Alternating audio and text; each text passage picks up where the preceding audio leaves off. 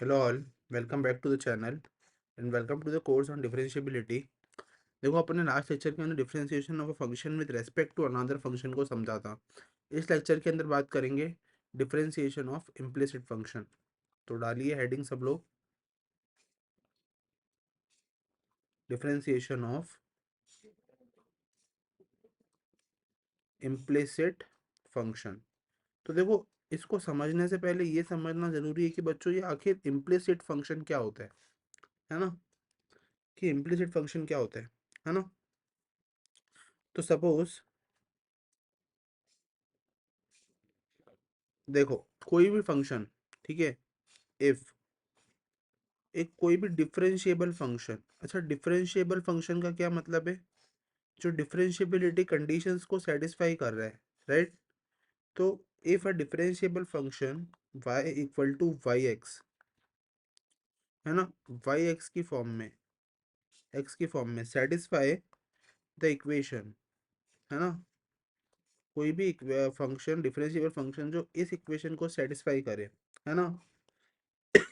तो उस केस में क्या करते हैं, तो वैसे फंक्शन जो होते हैं वो डिफरेंस इम्प्लिसिट फंक्शन कहलाते हैं। पहली बात तो ये, ठीक है।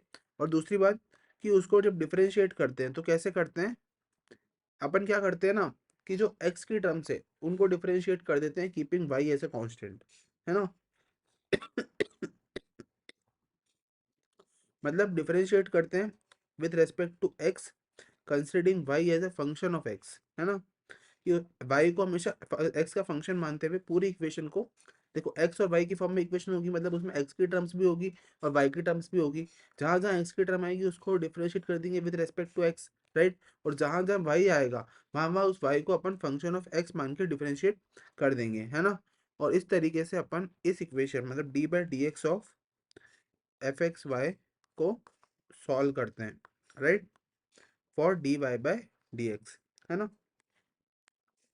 तो जनरली क्या फॉर्मूला होता है ना। देखो फार्मूला में नहीं पढ़ेंगे अपन अपन इसको प्रैक्टिकल एग्जांपल से समझेंगे, राइट।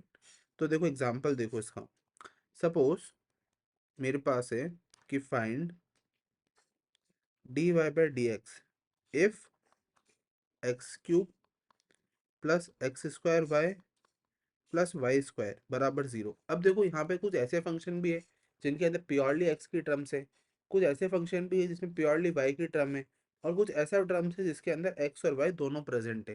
देखो जहां जहां पे एक्स की बात करें, ठीक है, तो देखो क्या करेंगे,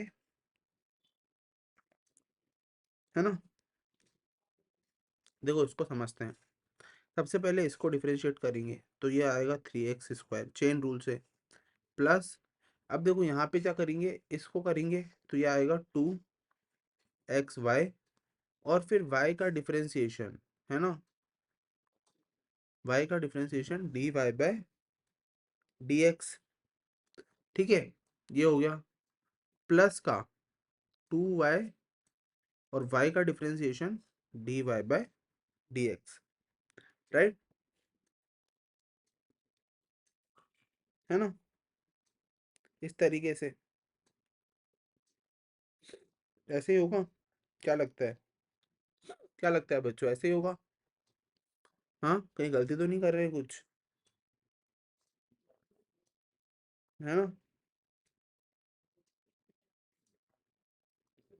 सो देखो ये आया, ठीक है, परफेक्ट है। अब देखो तो equal to zero, equal to zero. अब एक काम करते हैं, D Y by D X वाली टर्म्स को अलग कर लेते हैं, ठीक है ना। अच्छा मैंने कहीं गलती करी है, रुको, ओके वेट। देखो जब ये वाली टर्म को डिफरेंशिएट करते हैं एक्स स्क्वायर वाई, तो ये प्रोडक्ट में, तो ऑफकोर्स अलग अलग डिफरेंशिएट होगा, तो यहाँ पे क्या होगा ना, यहाँ पे एक और टर्म जुड़ जाएगी, कौन सी, X square D Y by D X, है ना, ठीक है, ठीक है ना। X square D Y by D X, और जब इसका करेंगे तो टू एक्स वाई, और यहाँ पे D Y by D X नहीं आएगा, राइट। तो अपने पास टर्म क्या आ गई बच्चों, three X square plus two X Y plus X square D Y by D X plus 2y D Y by D X. अब एक काम करो कि D Y by D X term को सेपरेट कर लो, राइट। तो X square plus 2y D Y by D X, right. इस टर्म को सेपरेट कर लो और इसको उधर भेज दो, तो -3x² -2xy, तो इसको +2xy लिख के माइनस कॉमन ले लो, तो D Y by D X मेरा क्या आ जाएगा बच्चों, माइनस का 3x² प्लस का 2xy divided by x² plus 2y। तो देखो ये आप काफ़ी लंबा मेथड है ना, जो अपन ने अभी करा। इसमें क्या है, पहले अपन को टर्म्स को डिफरेंशिएट करो, फिर उसको लिखो, फिर उसको अलग करो, तो है ना। तो इसको सिंपल बनाने के लिए ना बच्चों एक फॉर्मूला होता है।